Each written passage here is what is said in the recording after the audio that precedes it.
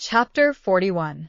Dusk, the wretched wife of the innocent man thus doomed to die, fell under the sentence, as if she had been mortally stricken. But she uttered no sound, and so strong was the voice within her, representing that it was she of all the world who must uphold him in his misery and not augment it, that it quickly raised her, even from that shock. The judges having to take part in a public demonstration out of doors, the tribunal adjourned. The quick noise and movement of the courts emptying itself by many passages had not ceased, when Lucy stood stretching out her arms towards her husband, with nothing in her face but love and consolation. If I might touch him, if I might embrace him once. Oh, good citizens, if you would have so much compassion for us. There was but a jailer left, along with 2 of the 4 men who had taken him last night, and Barsad. The people had all poured out to the show in the streets. Barsad proposed to the rest, "Let her embrace him then. It is but a moment." It was silently acquiesced in, and they passed her over the seats in the hall to a raised place, where he, by leaning over the dock, could fold her in his arms. "Farewell, dear darling of my soul. My parting blessing on my love. We shall meet again, where the weary are at rest." They were her husband's words, as he held her to his bosom. "I can bear it, dear Charles. I am supported from above. Don't suffer for me. A parting blessing for our child. I send it to her by you. I kiss her by you. I say farewell to her by you. My husband." "No." A moment. He was tearing himself apart from her. "We shall not be separated long.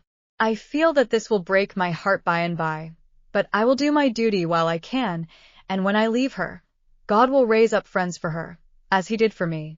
Her father had followed her, and would have fallen on his knees to both of them, but that Darnay put out a hand and seized him, crying, "No, no.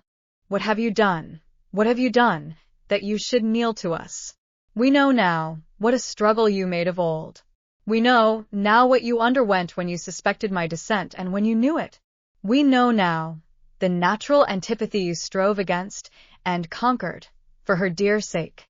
We thank you with all our hearts and all our love and duty. Heaven be with you."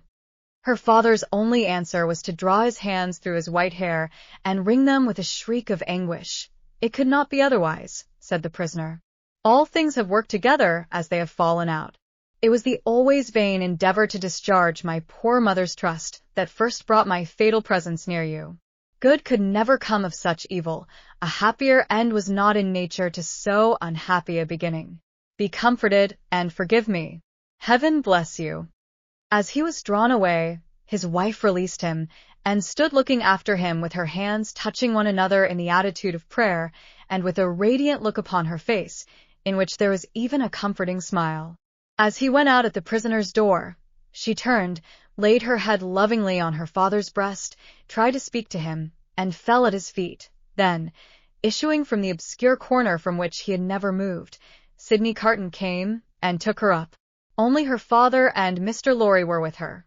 His arm trembled as it raised her and supported her head. Yet there was an air about him that was not all of pity, that had a flush of pride in it. "Shall I take her to a coach? I shall never feel her weight." He carried her lightly to the door and laid her tenderly down in a coach.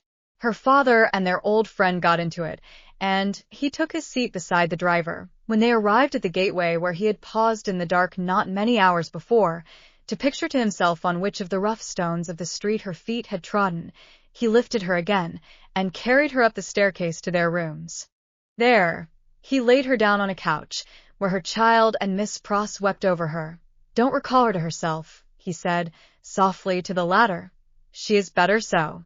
Don't revive her to consciousness, while she only faints." "Oh, Carton, Carton, dear Carton," cried little Lucy, springing up and throwing her arms passionately round him, in a burst of grief. "Now that you have come, I think you'll do something to help Mamma, something to save Papa. Oh, look at her, dear Carton. Can you, of all the people who love her, bear to see her so?" He bent over the child and laid her blooming cheek against his face. He put her gently from him and looked at her unconscious mother. "Before I go," he said, and paused. "I may kiss her?" It was remembered afterwards that when he bent down and touched her face with his lips, he murmured some words. The child, who was nearest to him, told them afterwards, and told her grandchildren when she was a handsome old lady, that she heard him say, "A life you love." When he had gone out into the next room, he turned suddenly on Mr. Lorry and her father, who were following, and said to the latter, "You had great influence but yesterday, Dr. Manette. Let it at least be tried. These judges, and all the men in power, are very friendly to you, and very recognizant of your services, are they not? Nothing connected with Charles was concealed from me. I had the strongest assurances that I should save him, and I did." He returned the answer in great trouble, and very slowly. "Try them again. The hours between this and tomorrow afternoon are few and short, but try." "I intend to try. I will not rest a moment." "That's well. I have known such energy as yours do great things before now, though never," he added, with a smile and a sigh together, "such great things as this. But try. Of little worth as life is when we misuse it, it is worth that effort. It would cost nothing to lay down if it were not." "I will go," said Dr. Manette, "to the prosecutor and the president straight, and I will go to others whom it is better not to name. I will write too, but stay. There is a celebration in the streets, and no one will be accessible until dark." "That's true. Well, it is a forlorn hope at the best, and not much the forlorner for being delayed till dark. I should like to know how you speed, though, mind, I expect nothing. When are you likely to have seen these dread powers, Dr. Manette?" "Immediately after dark, I should hope. Within an hour or two from this. It will be dark soon after 4. Let us stretch the hour or two. If I go to Mr. Lorry's at 9, shall I hear what you have done, either from our friend or from yourself?" "Yes." "May you prosper."